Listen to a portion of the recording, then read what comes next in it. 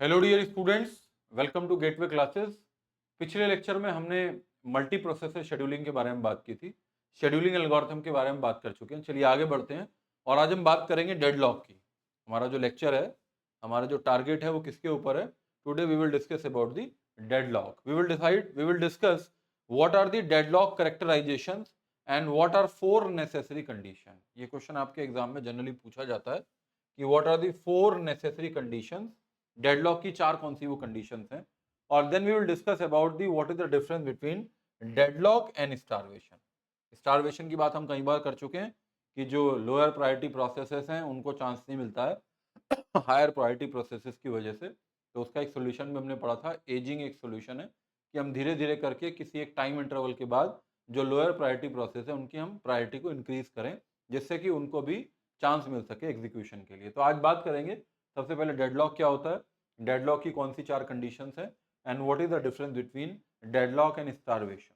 ठीक है, चलिए सबसे पहले तो क्वेश्चन देख लेते हैं कि किस किस तरह के क्वेश्चन इस टॉपिक से पूछे जाते हैं जो आज हम डिस्कस करेंगे।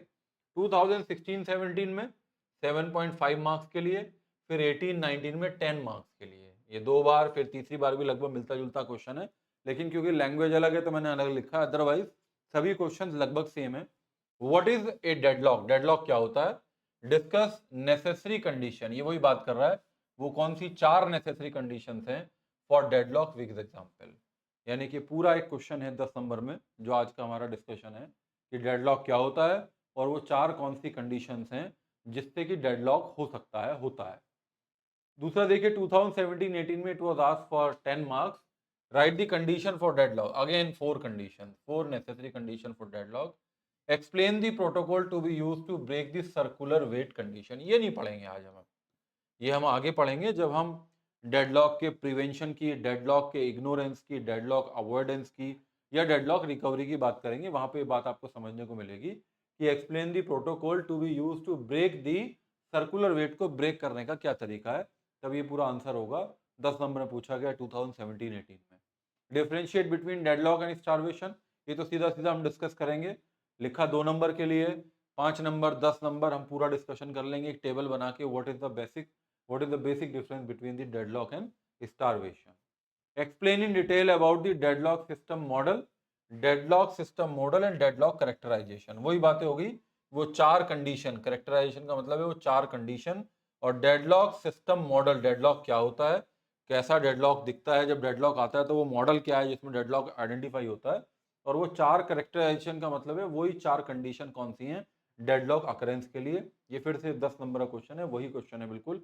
यहाँ पे मैं लिख सकता था 2021-22 10 मार्क्स, लेकिन क्यों नहीं लिखा मैंने, क्योंकि थोड़ी लैंग्वेज डिफरेंट है। Explain detail about the deadlock system model. फिर आप सोचें कि what is deadlock system model, तो डेडलॉक सिस्टम मॉडल का वही मतलब है कि डेडलॉक का जब अक्रेंस होता है तो वो जो सिस्टम जो है, वो मॉडल है, वो कैसा दिखाई देता है, वो चार नेसेसरी कंडीशन कौन सी हैं। Explain starvation problem in solution, 2 number में पूछा है। अभी मैंने आपको बताया स्टारवेशन का क्या मतलब है, सोल्यूशन मैंने एजिंग बताया, और डिटेल में इसमें पढ़ लेंगे जब हम डिफरेंस के बारे में बात करेंगे। एक्सप्लेन डेडलॉक, फिर से वही क्वेश्चन, डेडलॉक बताइए। नेसेसरी कंडीशन फॉर डेडलॉक, चार necessary condition. Also explain resource allocation graph with suitable example, यानी कि RAG के बारे में बात हो रही है जिसे हम नेक्स्ट लेक्चर के अंदर डिस्कस करेंगे। RAG बिल्कुल हमारा नेक्स्ट लेक्चर है। जब आप RAG का मतलब है रिसोर्स एलोकेशन ग्राफ, डेडलॉक पता करने का एक तरीका है, ग्राफ है, एक पिक्टोरियल रिप्रेजेंटेशन है वोल्टेजेस एजिज का, जिसे हम नेक्स्ट लेक्चर के अंदर डिस्कस करेंगे। It was asked in last year, it was asked for 10 marks. ठीक है, तो देखिए इसी तरह के क्वेश्चन है और यही हमारा आज का टॉपिक है जिसे हम डिस्कस करने वाले हैं। सबसे पहले तो डेडलॉक की बात कर लेते हैं। डेडलॉक का क्या मतलब है? डेडलॉक का मतलब ये कुछ ऐसे देखिए, सपोज ये एक रोड है, ठीक है, एक जो कार है वो इधर से आ रही है, और सपोज एक कार 1 ले लेता हूं, और एक कार जो C2 है वो इधर से आ रही है। ठीक है, ये एक रिसोर्स है, ये रोड है जो नॉन शेयरेबल है। नॉन शेयरेबल का मतलब है या तो कार C1 जा सकती है या C2 जा सकती है। अब ना तो C1 जा रहा, ना C1 कार जा पा रही है, ना C2 कार जा पा रही है। क्यों जा पा रही है? C1 सोच रहा है कि C2 पीछे ले ले, मैं चला जाऊं। C2 सोच रहा है C1 पीछे ले ले, मैं चला जाऊं। तो C1 भी किसी इवेंट के लिए वेट कर रहा है कि C2 करेगा, और C2 के करने से रिसोर्स जो है ये आपको मिल जाएगा। और C2 ये सोच रहा है कि C1 कोई इवेंट परफॉर्म करेगा, कोई काम करेगा, और उसे जो रिसोर्स है जिसे हम रोड कह रहे हैं ये उसको मिल जाएगी। तो इस समय पे नो प्रोग्रेस हो गई। नो प्रोग्रेस का मतलब ना तो C1 का काम हो पा रहा, ना C2 का काम हो पा रहा। एक एग्जांपल और देखते हैं। सपोज एक आपके पास ड्राइंग बुक है, ड्राइंग बुक, एक जनरल सा एग्जांपल लेते हैं, और एक आपके पास कलर्स का पैकेट है, ठीक है। तो दो आइटम है आपके पास, एक तो ड्राइंग बुक है, एक कलर्स। दो स्टूडेंट हैं, स्टूडेंट 1, स्टूडेंट 2। स्टूडेंट 1 भी कलर करना चाहता है ड्राइंग पे, स्टूडेंट 2 भी कलर करना चाहता है, लेकिन होता क्या है, स्टूडेंट 1 तो ड्राइंग बुक उठा लेता है टेबल पे से, और स्टूडेंट 2 कलर को उठा लेता है। अब स्टूडेंट 1 तो सोचता है कि मुझे कलर्स मिल जाए तो मैं कलरिंग कर लूं, स्टूडेंट 2 सोचता है मुझे ड्राइंग बुक मिल जाए तो मैं कलर कर लूं। ना तो स्टूडेंट 1 ड्राइंग बुक छोड़ता है, ना स्टूडेंट 2 कलर को छोड़ता है। तो ना तो स्टूडेंट 1 कुछ कर पाता है, ना स्टूडेंट 2 कुछ कर पाता है। तो ये बेसिकली जब एक ऐसी सिचुएशन आती है कि एक रिसोर्स सपोज ये R1 रिसोर्स है, सॉरी, एक प्रोसेस, ये सपोज P1 है और ये सपोज P2 है, और एक रिसोर्स R1 है और एक रिसोर्स R2 है। P1 ने एक रिसोर्स को तो ले लिया और दूसरे रिसोर्स के लिए वेट कर रहा है। P2 ने एक रिसोर्स को ले लिया और दूसरे रिसोर्स के लिए वेट कर रहा है। P1 ने एक रिसोर्स ले लिया, वो दूसरे रिसोर्स के लिए वेट कर रहा है जो किसी दूसरे ने लिया हुआ है। P2 ने एक रिसोर्स को ले लिया, वो दूसरे रिसोर्स के लिए वेट कर रहा है जो किसी और ने लिया हुआ है। तो ना तो P1 कुछ कर पा रहा, ना P2 कुछ पा रहा। तो this is no progress, this is basically condition of deadlock. ठीक है, पढ़ लेते हैं एक बार। In a multi programming environment several processes में compete for a finite number of resources. Multi programming में होता ही ऐसा है, नंबर ऑफ प्रोसेसेस हैं, उन्हें नंबर ऑफ रिसोर्सेज की जरूरत है अपने काम को करने के लिए। ए प्रोसेस रिक्वेस्ट रिसोर्सेज, एक प्रोसेस रिक्वेस्ट करता है रिसोर्स के लिए। If the resource are not available, लेकिन अगर उसे रिसोर्स नहीं मिल पाता है, जैसे P1 ने इसके लिए ये तो इसके पास है, इसने R2 के लिए रिक्वेस्ट किया लेकिन इसे नहीं मिल पा रहा है, द प्रोसेस एंटर से वेटिंग स्टेट। तो P1 किस में चला गया, वेटिंग स्टेट में चला गया। P1 किस में चला गया, वेटिंग स्टेट में चला गया। इसी तरह अगर P2 की बात सोचें तो P2 के पास एक रिक्वेस्ट है, अपना काम पूरा करने के लिए उसे R1 की जरूरत है, तो ये P2 भी किस में चला गया, वेटिंग स्टेट में चला गया। ये दोनों ही वेटिंग स्टेट में चले गए। तो कह रहे हैं process request resources, if the resources are not available at the time the process enter से वेटिंग स्टेट। तो प्रोसेस किस में चला जाता है, वेटिंग स्टेट में चला जाता है। Sometimes a waiting process is never again able to change state. कभी कभी ऐसा होता है कि जो प्रोसेस वेट कर रहा होता है वो हमेशा वेट ही करता रह जाता है, अपनी स्टेट को नहीं चेंज कर पाता, अपनी स्टेट को वेट से रन नहीं कर पाता। Sometimes a waiting process is never again able to change state. कई बार एक वेटिंग प्रोसेस, जो वेटिंग प्रोसेस कौन सा, P1 कैसा प्रोसेस, वेटिंग है, वो कलर के लिए वेट कर रहा है। ये P2 कैसा वेट, ये भी वेटिंग है क्योंकि वो R1 के लिए वेट कर रहा है, यानी कि ड्राइंग बुक के लिए कर रहा है। या फिर मैं अगर C1 की बात करूं, C1 क्या है, C1 एक प्रोसेस P1 है, C2 क्या है, प्रोसेस P2 है, और रिसोर्स क्या है, रिसोर्स ये R1 है। P1 जो है R1 रिसोर्स चाहिए और P2 को भी R1 रिसोर्स चाहिए, तो P1 भी वेट कर रहा है, P2 भी वेट कर रहा है, और वेट करने की वजह से क्या होगा, a waiting process never again able to change state. अगर ऐसा होता है कि एक वेटिंग प्रोसेस कभी अपनी स्टेट चेंज नहीं कर पाता, वेटिंग चेंज, स्टेट चेंज का मतलब क्या है, वो कभी रन में नहीं आ पाता, because the resources it has requested, क्योंकि जिस रिसोर्स को ये रिक्वेस्ट कर रहा है, P1 जिसे रिक्वेस्ट कर रहा है, are hold by other waiting process. वो R2, जो P1 R1 तो उसके पास है, यानी कि ड्राइंग बुक तो उसके पास है, लेकिन वो R2 के लिए वेट कर रहा है, कलर के लिए, जिससे उसे कलर करना है, और वो कलर के लिए वेट कर रहा है, यानी कि वेटिंग स्टेट में है, has requested are hold by other waiting process. ये P2 ने इसे होल्ड किया हुआ है, वेटिंग प्रोसेस, ये बात समझिएगा, hold by other waiting process. किसने होल्ड किया हुआ है, जो खुद वेट कर रहा है इसके लिए। अगर ये वेट नहीं कर रहा है तो ये इसको मिल सकता है, अगर ये रिक्वेस्ट करता है और ये वाला इसको लेके वेट नहीं कर रहा तो इसको मिल सकता है, नहीं अवेलेबल है। लेकिन P1 भी वेट कर रहा है, P2 भी वेट कर रहा है। P1 तो वेट कर रहा है कि R2 मिल जाए, R1 मेरे पास है। P2 ये वेट कर रहा है, R2 मेरे पास है, R1 मिल जाए। तो यही कहना चाहता है, sometimes a waiting process is never again able to change state because the resources it has requested, जिस रिसोर्स के लिए उसने रिक्वेस्ट किया है are hold by other waiting process, किसी दूसरे वेटिंग प्रोसेस ने उसे पकड़ के रखा है, this situation is called a deadlock. इस सिचुएशन को हम क्या बोलते हैं? डेडलॉक बोलते हैं। Process is waiting for a resource which is held by another waiting process, this is known as deadlock. A process is waiting for a resource, एक process किसी रिसोर्स के लिए वेट कर रहा है, which is held by, जो किसने लिया हुआ है? दूसरे वेटिंग प्रोसेस ने लिया हुआ है। यानी कि दूसरे प्रोसेस ने लिया हुआ है नहीं, दूसरे प्रोसेस जो खुद वेट कर रहा है उसने हेल्ड किया हुआ है, तो this is situation is deadlock.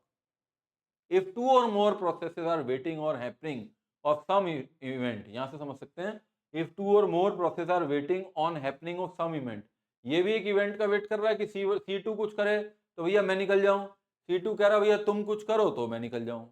तो अगर इफ टू और more processes are waiting on happening of some event but that event does not happen, ना C1 कुछ कर रहा है पीछे हट रहा है, मैं नहीं जाऊंगा पीछे, C2 भी पीछे नहीं जा रहा है, does not happen, that is called the deadlock and those processes are in deadlock state. अब ये C1 और C2 जो P1 P2 प्रोसेस हैं जिन्हें R1 रिसोर्स की चाहिए, अगर वो डेडलॉक हो गए तो ये जो प्रोसेसेस हैं इन्हें बोलेंगे क्या? Processes are in deadlock state. मुझे उम्मीद है आपको समझ में आ गया होगा what is the meaning of deadlock. आगे चलते हैं और करते हैं डिस्कशन। ये एग्जांपल देखिए, एक रिसोर्स है R1, ये एक ही मैंने सर्किल बनाया है। R1 एक रिसोर्स है जिसका एक ही इंस्टेंस है। ये बात आगे समझ में आएगी जब हम RAG की बात करेंगे।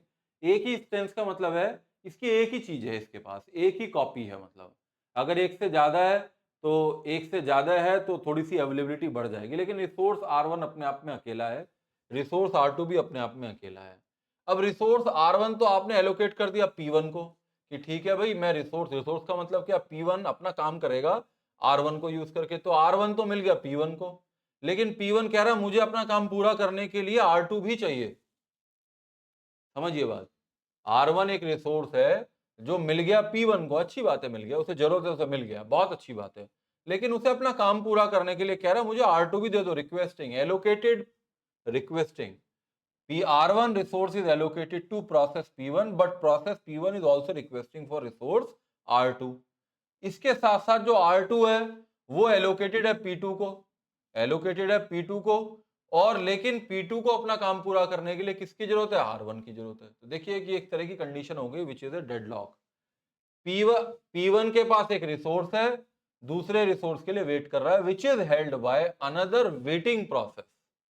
मैंने पूरी लाइन एक्सप्लेन कर दी।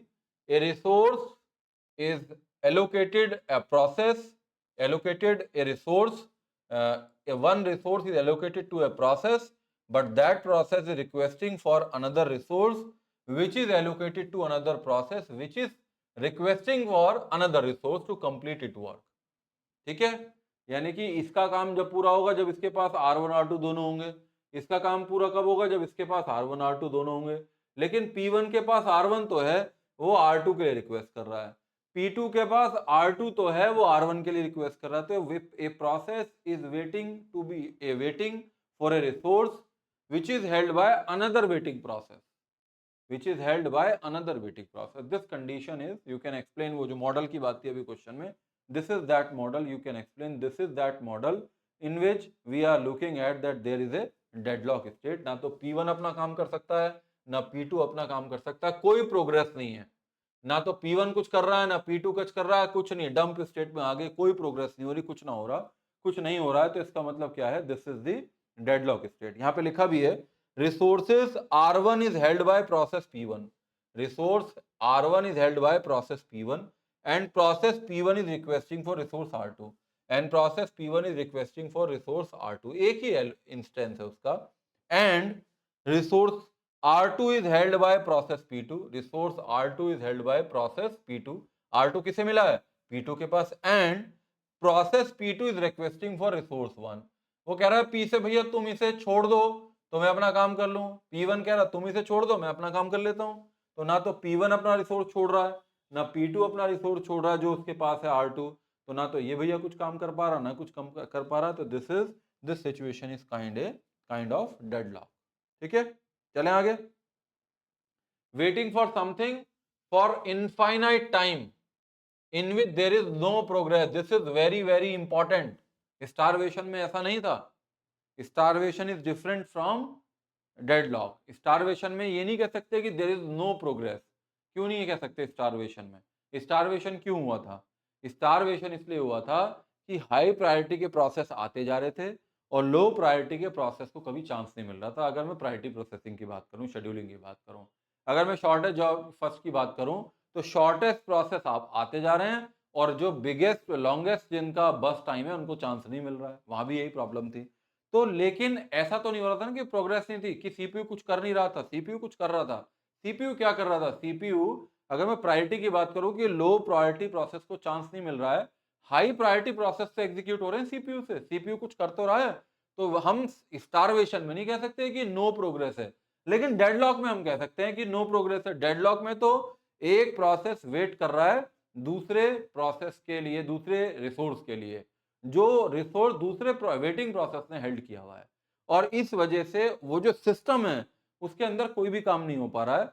अगर कोई काम नहीं हो पा रहा है, दैट इज नो प्रोग्रेस। तो we can not say no progress in starvation. Starvation में नो प्रोग्रेस नहीं होता है, स्टारवेशन में प्रोग्रेस होती है। हाई प्रायोरिटी प्रोसेस एग्जीक्यूट होते रहते हैं। एसजेएफ की बात करें तो शॉर्टेज जॉब जो है वो एग्जीक्यूट होती रहती है और बड़े वाले को चांस नहीं मिलता। बड़े वाले के साथ स्टार की स्टारवेशन की प्रॉब्लम आ जाती है। जिनकी लो प्रायोरिटी होती है उन प्रोसेस के साथ स्टारवेशन की प्रॉब्लम आ जाती है। यहां पे ऐसा नहीं है।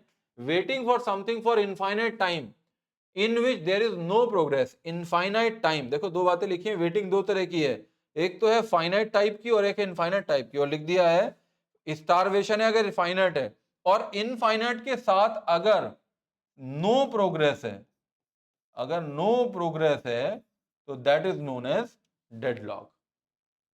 Waiting for something for finite time in which there is no progress, कोई प्रोग्रेस नहीं for waiting processes. Processes wait for one another section इनडेफिनिटली।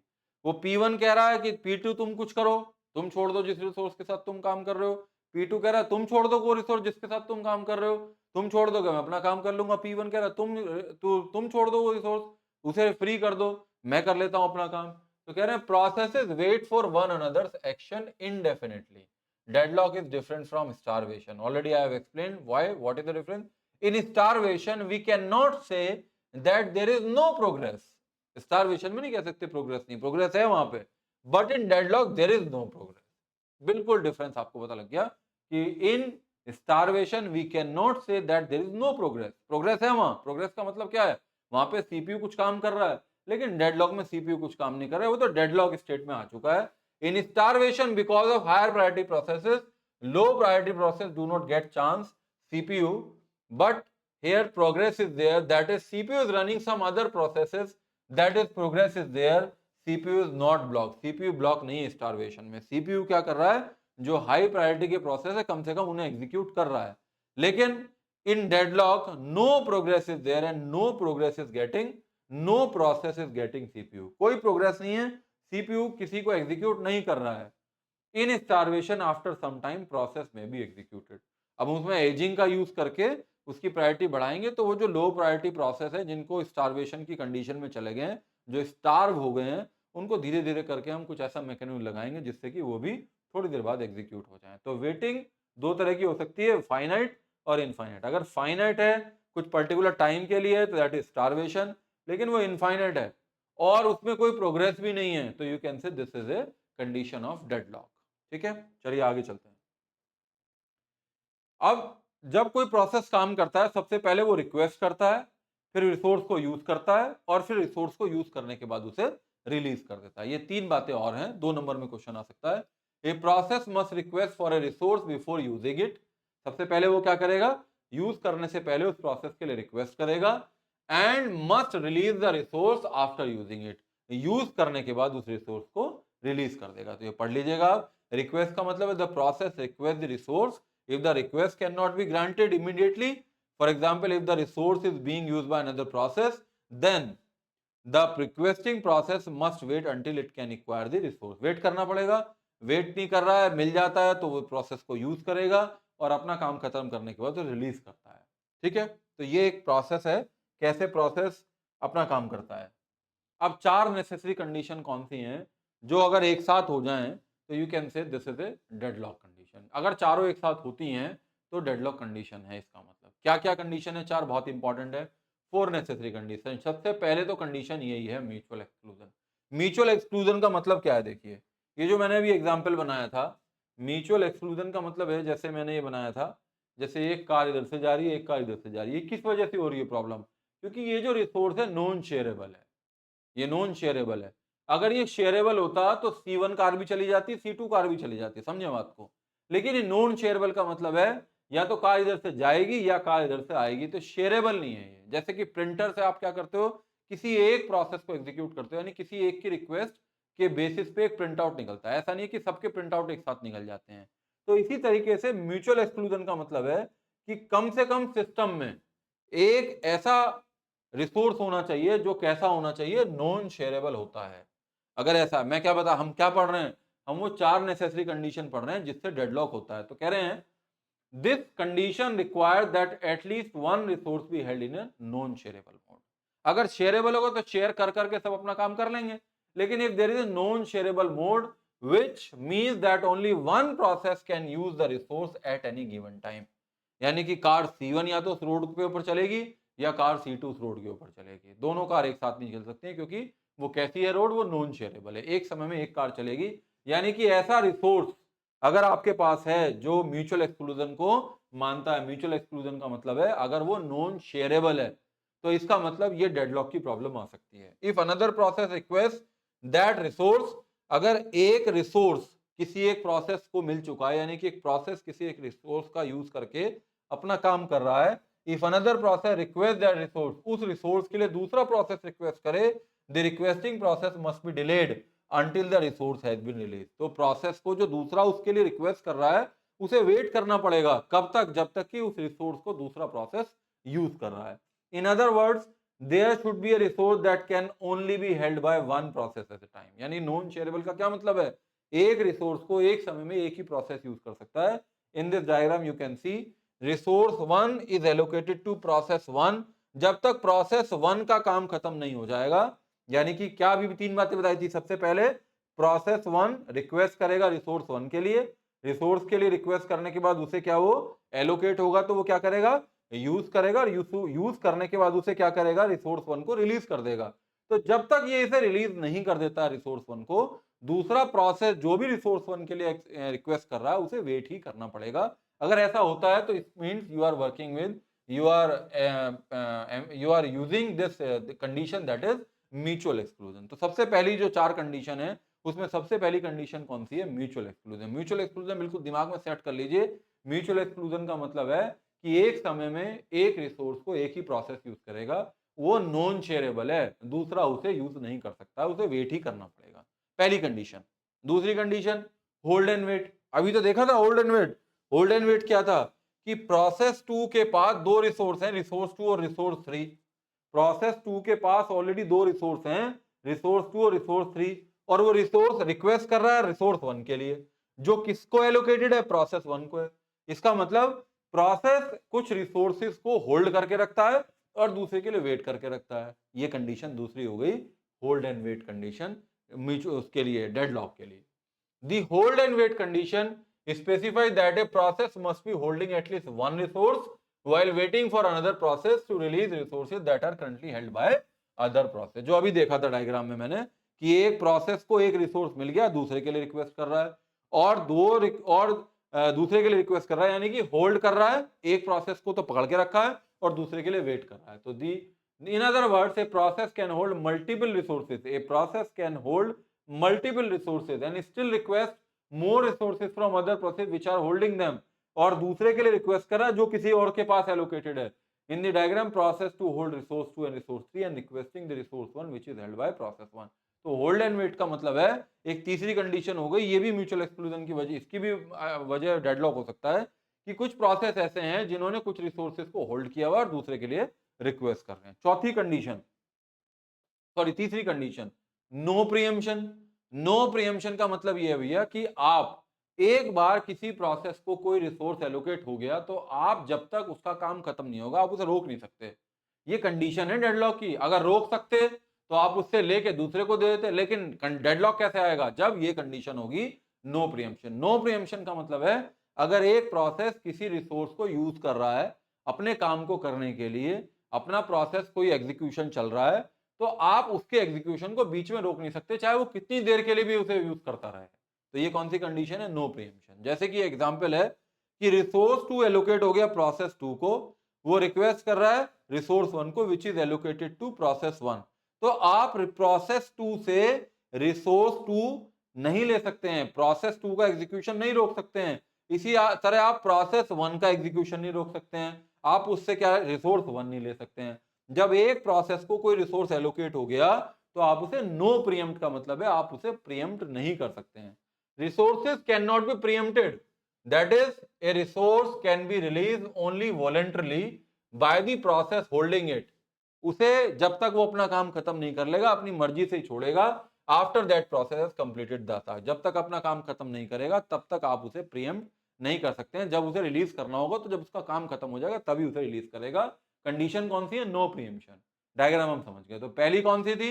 Mutual exclusion. दूसरा कौन सा है? Hold and wait. तीसरा कौन सा? No preemption. क्या पढ़ रहे हैं हम लोग कि वो चार कंडीशन कौन सी हैं जो एक साथ अगर हो जाए तो डेडलॉक हो जाता है। तो तीन तो पढ़ लिया, चौथा कंडीशन कौन सा है? चौथा कंडीशन है सर्कुलर वेट। सर्कुलर वेट बिल्कुल यही है, एक प्रोसेस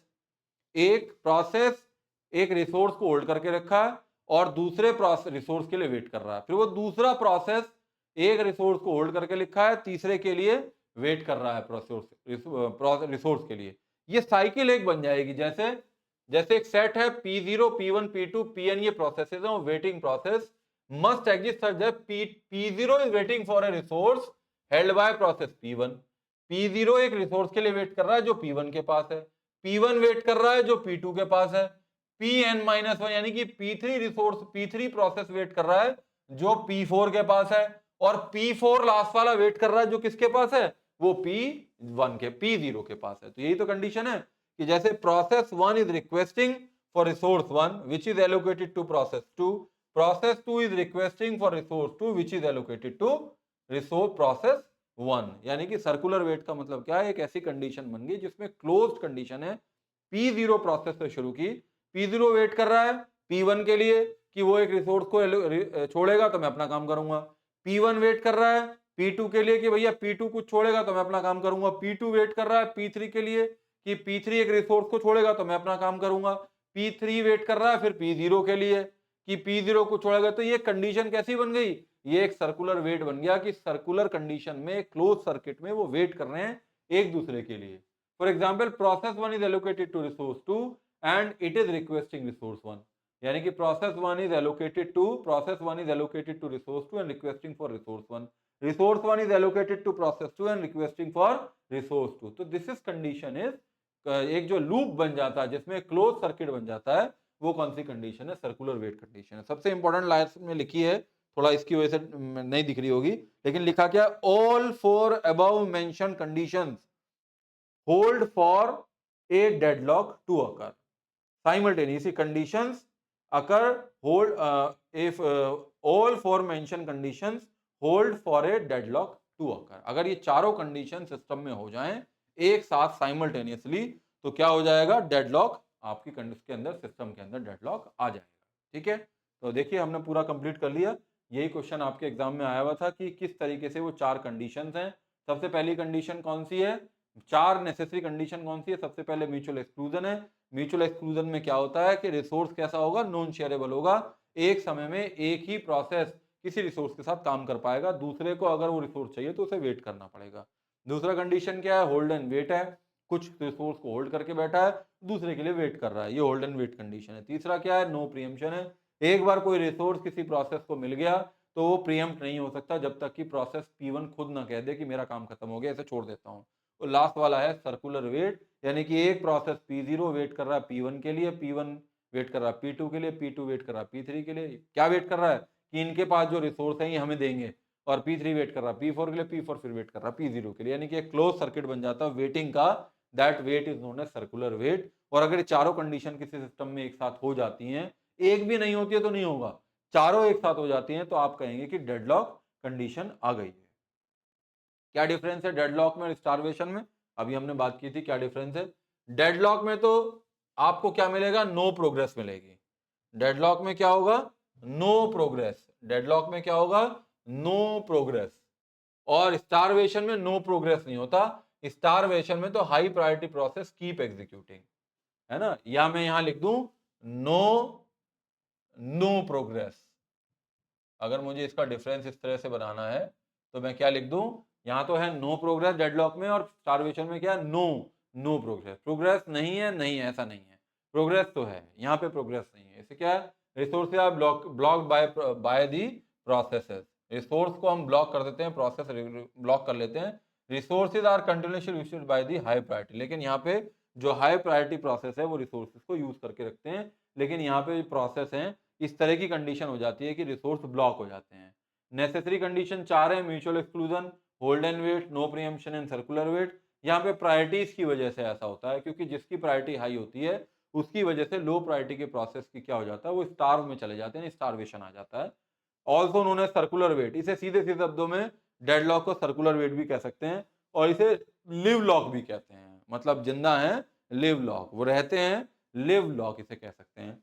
और it can be prevented by avoiding the necessary condition for deadlock. ये कैसे प्रिवेंट होगा, अगर हम इन कंडीशंस को ब्रेक कर दें, म्यूचुअल एक्सक्लूजन को ब्रेक कर दें, या नो प्रीएम्पशन को प्रीएम्पशन कर दें, सर्कुलर वेट को ब्लॉक कर दें, होल्ड एंड वेट की जगह नो होल्ड एंड वेट कर दें, म्यूचुअल एक्सक्लूजन की जगह नो म्यूचुअल एक्सक्लूजन कर दें, तो हम क्या कर पाएंगे, हम डेडलॉक को रोक पाएंगे। आगे पढ़ेंगे डेडलॉक को कैसे प्रिवेंट करेंगे, वो आगे हम देखेंगे कि कैसे हम 4 कंडीशन से क्या ऐसा करें कि वो प्रिवेंट हो जाए। और it can be prevented by ageing. इसका स्टारवेशन का जो सोल्यूशन है दैट इज एजिंग। एजिंग का क्या मतलब है, एक पर्टिकुलर टाइम इंटरवल के बाद लो प्रायोरिटी की जो प्रोसेस है उनका जो प्रायोरिटी है उसको इंक्रीज कीजिए, 15 सेकंड बाद, 20 सेकंड बाद। इस तरीके से हम एजिंग को इंप्लीमेंट कर सकते हैं। ठीक है, सारे क्वेश्चन के आंसर अब आप कर सकते हैं। डेडलॉक क्या होता है, डेडलॉक क्या है, नेसेसरी कंडीशन कौन सी है, डेडलॉक की कंडीशन कौन सी है, ये आगे पढ़ेंगे। सर्कुलर वेट को ब्रेक करने के लिए क्या करेंगे, डेडलॉक और स्टारवेशन के बीच में डिफरेंस आपको मालूम हो गया। Explain detail about the deadlock system model, वो पता लग गया डेडलॉक क्या होता है, वो डायग्राम बना दीजिएगा। और डेडलॉक करेक्टराइजेशन का मतलब है क्या पूछ रहा है, 4 नेसेसरी कंडीशन पूछ रहा है। स्टारवेशन क्या होता है, उसका सोल्यूशन एजिंग है, आप आंसर कर सकते हो 2 नंबर में। डेडलॉक की नेसेसरी कंडीशन कौन से हैं, RAG हम नेक्स्ट लेक्चर के अंदर पढ़ने वाले हैं। तो नेक्स्ट लेक्चर में हम मिलते हैं, और उसमें अंदर हम क्या पढ़ेंगे नेक्स्ट लेक्चर में, resource allocation graph. Resource allocation graph means RAG। ठीक है, इससे भी क्वेश्चन एग्जाम में पूछा जाता है, पूछा जा सकता है। ठीक है, तो उम्मीद है आपको समझ में आ रहा होगा। मिलते हैं फिर नेक्स्ट लेक्चर में और बात करेंगे रिसोर्स एलोकेशन ग्राफ की। All the very best, thank you very much.